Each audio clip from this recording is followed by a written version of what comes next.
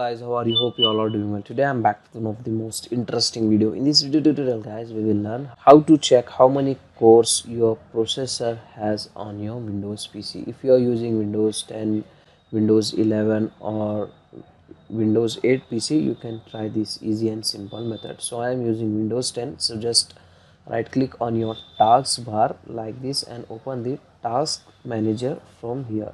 So also you can use the shortcut key to open the task manager. Hold control key button, shift key button and then press escape from your keyboard.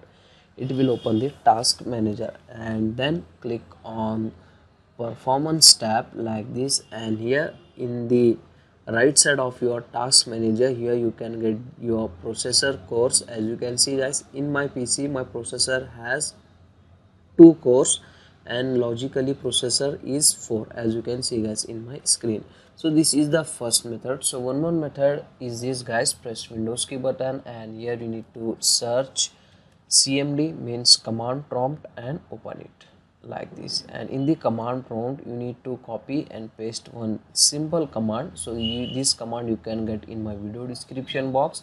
Just simply copy as it is and paste it here and then hit enter. Here you can get your number of cores in your processor 2 and 4, as you can see guys. So this is the two method to check the how many cores your processor have. So that's it for today guys. Hope you enjoy this video. If you enjoy, please guys don't go back without like, share and subscribe to our channel. Thank you very much.